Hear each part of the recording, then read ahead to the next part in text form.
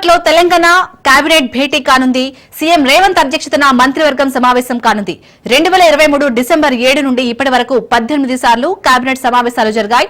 ఇప్పటి వరకు సుమారు 315 పైచిలుకు అంశాలపై కేబినెట్ లో చర్చ జరిగింది. ఇప్పటి వరకు జరిగిన కేబినెట్ నిర్ణయాలు, ఆమోదించిన అజెండా అంశాలపై సమీక్ష జరపనున్నారు. స్థానిక సంస్థల ఎన్నికలు, కొత్త రేషన్ కార్డుల పంపిణీ, యువ వికాసం పథకంపై కేబినెట్ లో చర్చ జరగనుంది. స్టాంపులు, చట్ట సవరణ బిల్లును కేబినెట్ ఆమోదించనుంది. ఎన్డీఎస్ఏ నిపుణుల కమిటీ సమర్పించిన నివేదికపై చర్చించనున్నారు. భూముల విలువ సవరణ తదితర అంశాలపై చర్చించే అవకాశం ఉంది.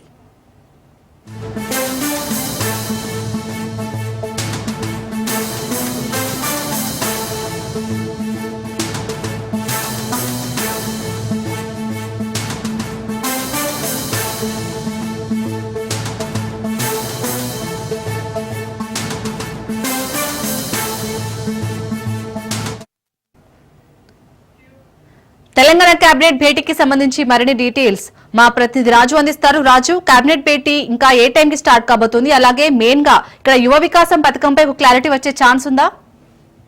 మరికాసేపట్లోనే తెలంగాణ కేబినెట్ సమావేశం ప్రారంభం కాబోతా ఉంది. ముఖ్యమంత్రి రేవంత్ రెడ్డి అధ్యక్షతన సచివాలయంలో ఈ యొక్క మంత్రిమండలి సమావేశం జరగబోతా ఉంది. ఈ సమావేశంలో పలు కీలక నిర్ణయాలు తీసుకునే అవకాశం కనిపిస్తా ఉంది. ఇప్పటి వరకు కాంగ్రెస్ ప్రభుత్వం అధికారంలోకి వచ్చిన తర్వాత 18 సార్లు కేబినెట్ సమావేశం నిర్వహించడం జరిగింది. ఇందులో 300కు పైగా పైచిలుకు అంశాలపై నిర్ణయాలు తీసుకోవడం జరిగింది. అయితే ఇప్పటి వరకు తీసుకున్నటువంటి ఆ నిర్ణయాలన్నీ కూడా ఎంతవరకు వాటి యొక్క అమలు తీరు జరిగిందనే దానిపై కూడా ఈరోజు సమావేశంలో చర్చకు వచ్చే అవకాశం కనిపిస్తూ ఉంది. ఇక నుంచి కూడా ఇప్పటికే రాష్ట్ర ప్రభుత్వం నిర్ణయించడం జరిగింది. ఇక నుంచి నెలకు 2 సార్లు కేబినెట్ సమావేశాలు నిర్వహించాలని చెప్పేసి కూడా ఇప్పటికే ప్రభుత్వం నిర్ణయం తీసుకుంది. ప్రతి 15 రోజులకు ఒకసారి ఈ కేబినెట్ సమావేశాలు నిర్వహించాలని, ప్రతి 3 నెలలకు ఒకసారి ఈ కేబినెట్ సమావేశాల్లో తీసుకున్న నిర్ణయాలన్నింటినీ కూడా సమీక్షించే విధంగా కూడా ఆ సమావేశాలు నిర్వహించాలని చెప్పి ఇప్పటికే ప్రభుత్వం నిర్ణయించింది. కాబట్టి ఈసారి సమావేశంలో సుదీర్ఘంగా చర్చించే అవకాశం కనిపిస్తోంది. ప్రధానంగా స్థానిక సంస్థ ఎన్నికలపై ఈ సమావేశంలో చర్చకు వచ్చే అవకాశం కనిపిస్తూ ఉంది.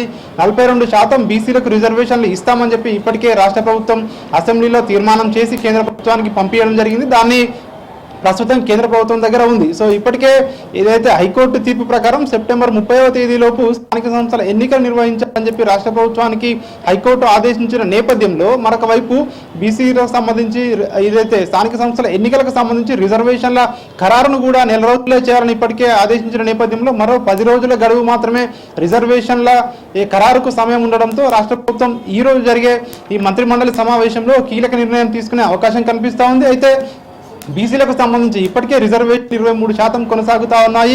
ఇవి 42% ఇస్తామని చెప్పి రాష్ట్ర ప్రభుత్వం ఇప్పటికే హామీ ఇచ్చిన నేపథ్యంలో సో రాష్ట్ర ప్రభుత్వం ఏ విధంగా ముందుకు వెళ్ళాలి అనే దానిపై ఇప్పటికే కసరత్తు చేస్తూ ఉంది, మల్లగుల్లాలు పడతా ఉంది. ప్రధానంగా ఏదైతే ప్రత్యేకంగా జీవో ఇచ్చి 42% బీసీలకు రిజర్వేషన్ ఇచ్చి ఎన్నికలకు వెళ్ళాలా, లేదంటే గవర్నర్ ద్వారా ఏదైతే ఆర్డినెన్స్ ఇచ్చి ముందుకు వెళ్ళాలా అనే విషయంపై ఇప్పటికే ప్రభుత్వం అయితే మల్లగుల్లాలు పడతా ఉంది. దీనికి సంబంధించి ఈరోజు కేబినెట్ సమావేశంలో ఒక క్లారిటీ వచ్చే అవకాశం కనిపిస్తూ ఉంది. ఇక మరొక అంశం, ఎన్డీఎస్ఏ నివేదిక ఏదైతే ఉందో నిపుణుల కమిటీ రాష్ట్ర ప్రభుత్వానికి ఇచ్చిన ఏదైతే కాళేశ్వరానికి సంబంధించి మేడిగడ్డ, అన్నారం, సుందిళ్లకు సంబంధించి ఏదైతే నివేదిక ఇచ్చిందో ఆ నివేదికపై కూడా చర్చకు రానున్నట్టుగా కూడా తెలుస్తూ ఉంది. ఇప్పటికే ప్రభుత్వానికి ఈ నివేదికతో పాటు ఇటు విజిలెన్స్ నివేదిక కూడా రాష్ట్ర ప్రభుత్వం చేతికి అందిన నేపథ్యంలో దీనిపై ఏ విధంగా ముందుకు వెళ్ళాలి అనే దానిపై కూడా సుదీర్ఘంగా చర్చించే అవకాశం కనిపిస్తూ ఉంది. శాశ్వత ప్రాతిపదికన ఏదైతే కాళేశ్వరం ప్రాజెక్టు ఉన్నటువంటి బరాజులకు మరమ్మతుల విషయంలో కూడా, పునరుద్ధరణ విషయంలో కూడా ఒక కీలకమైనటువంటి నిర్ణయం తీసుకునే అవకాశం కనిపిస్తూ ఉంది. ఇక ఎన్డీఎస్సీ నివేదికతో పాటు రాజీవ్ యువ వికాసం పథకంపై కూడా చర్చించే అవకాశం కనిపిస్తూ ఉంది.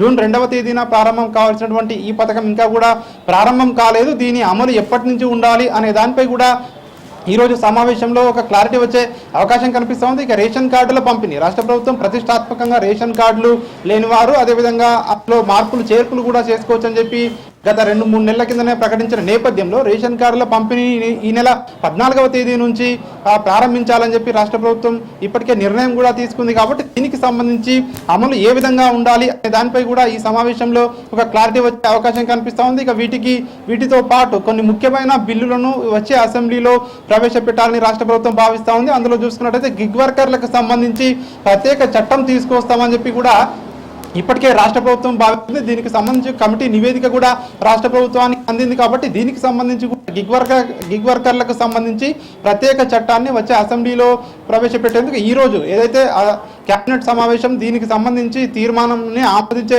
అవకాశం కనిపిస్తూ ఉంది. ఇక దీంతో పాటు మహిళలకు ఏదైతే స్టాంప్ డ్యూటీ మినహాయింపు రిజిస్ట్రేషన్లలో స్టాంప్ డ్యూటీ మినహాయిస్తూ రాష్ట్ర ప్రభుత్వం ఇప్పటికే ఒక నిర్ణయం తీసుకుంది కాబట్టి దీనికి సంబంధించి ఏదైతే స్టాంపులకు సంబంధించి చట్ట సవరణ బిల్లుకు సంబంధించి కూడా ఈ కేబినెట్ సమావేశంలో చర్చకు వచ్చే అవకాశం కనిపిస్తూ ఉంది. ఇట్లాంటి కీలకమైన అంశాలను ఈరోజు సమావేశంలో చర్చకు వచ్చే అవకాశం కనిపిస్తోంది. ప్రధానంగా మాత్రం ఏదైతే ఇటు స్థానిక సంస్థల ఎన్నికల్లో రిజర్వేషన్లకు సంబంధించి రాష్ట్ర ప్రభుత్వం అయితే ప్రధానంగా ఈరోజు చర్చించే అవకాశం కనిపిస్తోంది. ఇక దీంతో పాటు బనకచర్ల గోదావరికి సంబంధించి ఏపీ ప్రభుత్వానికి ఇప్పటికే ఏదైతే ఏపీ ప్రభుత్వం కేంద్ర ప్రభుత్వం సిడబ్ల్యూసీకి ఇచ్చినటువంటి ఏదైతే డిపిఆర్ను ఇప్పటికే తిరస్కరించిన నేపథ్యంలో సో రాబోయే రోజుల్లో ఏపీ మళ్ళీ డిపిఆర్ను సిడబ్ల్యూసీకి ఇచ్చే అవకాశం కనిపిస్తోంది. ఇప్పుడున్న పరిస్థితుల్లో తాత్కాలిక ఉపశమనం తెలంగాణకు వచ్చినప్పటికీ రాబోయే రోజుల్లో సో ఏపీ ఈ విధంగానే ముందుకు వెళ్తే ఏం చేయాలి అనే దానిపై కూడా ఈ మంత్రిమండలి సమావేశంలో నిర్ణయం తీసుకునే అవకాశం కనిపిస్తూ ఉంది. ఈ నిర్ణయాలతో పాటు రాష్ట్రంలో ఉన్నటువంటి ఇతర అంశాలు రోడ్లు వెడల్పు కావచ్చు, కొత్త రోడ్లు కావచ్చు, అదేవిధంగా గోశాలల